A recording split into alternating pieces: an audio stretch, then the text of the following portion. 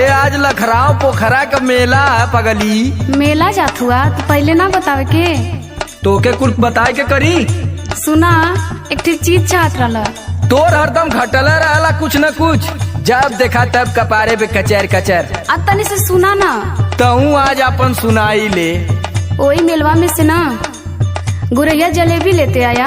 अरे गुरैया जिलेबी लेबी न देवी, गुरैया जिलेबी।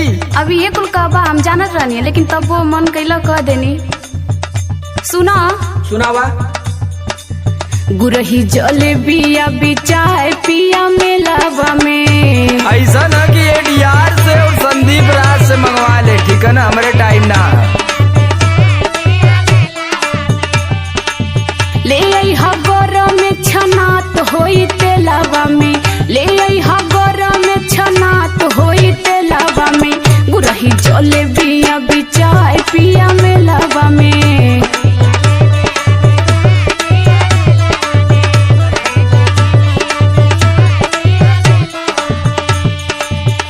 जब देखा तब तोरे लारे चुअला, पेट ही नहीं कारे। चुअता पानी लरी कोर भैलू धनिया।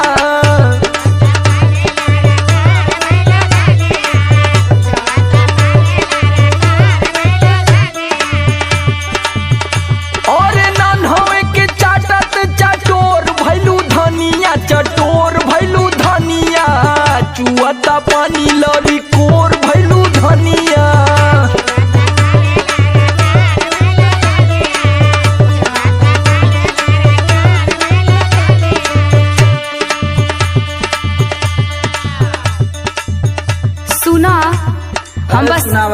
हम बस अपने खातिर थोड़ो मांगतानी कि इतना बहुत तेज फुदकत बड़ा।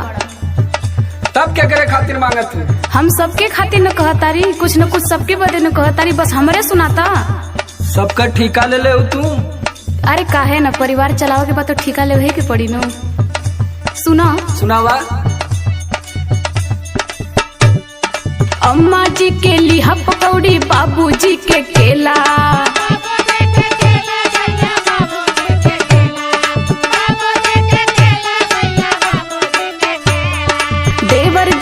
छेना बर्फी ननदो जी के पेड़ा। अरे तो सबका टीका मैं ले लेगा। जाए के हैप्पी से और विक्की यादव से पूछा। जब बचौले रही हा भीड़िया के रेलावा में, भीड़िया के रेलावा में। गुरही जलेबिया भी चाय पिया मेलावा में।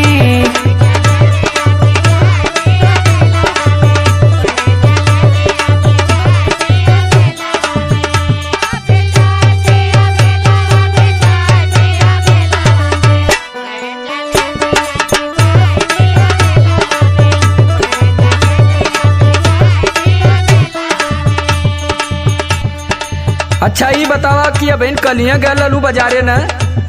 हाँ वो तो गईले रही।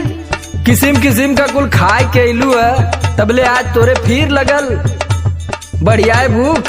अलिया न देता कि लगला बने। जब हम बने लगल तो वहाँ छने लगी न। हंसी हंस के गोलगप्पा खैलू काल्हे साथ बाजारे। अब इन रात भर आई माई चिल्लैली है कि पेट दुखाता पेट दुखाता। फिर होल भी अनवा जिलेबी चाहे लगल तो के बेना रात डोलावत बीतल हा गरमी के मारे।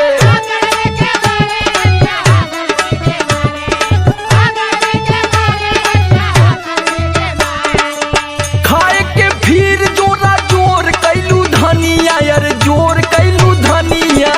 चुआता पानी लरी कोर भैलू धनिया। देखा थी कि तोर दिन पर दिन मन बढ़ल जाता जब से काशी स्टूडियो के राम यादव के मेहरा